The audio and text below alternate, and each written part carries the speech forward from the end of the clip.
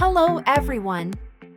If you're here, chances are you're looking to get a handle on your finances. One of the classic methods that's stood the test of time is the cash envelope system. Now, you might be thinking, in our digital age, why go back to paper cash?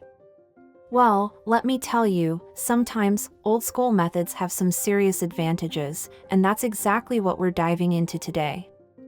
So what exactly is cash envelope budgeting?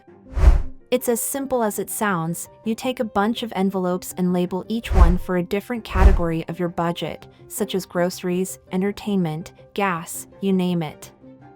Then, after you've worked out how much you're allocating to each category, you put that amount of cash into its respective envelope.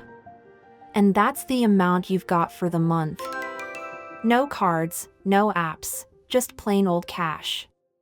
Now, you might be thinking, but why use cash when I can track my spending with a bank app?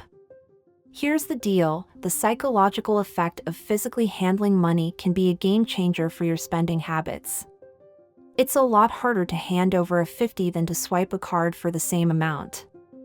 This tangible aspect makes you more mindful of your actual spending. So, this method can be a real eye-opener.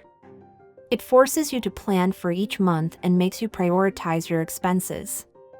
Say goodbye to overspending on those late-night fast food runs when you can see your food envelope getting thinner. Also, one of the biggest perks is the built-in spending limit. If your entertainment envelope is empty, that is it. No more spending until you refill it next month. This helps prevent impulse purchases, which can really add up when you're not paying attention.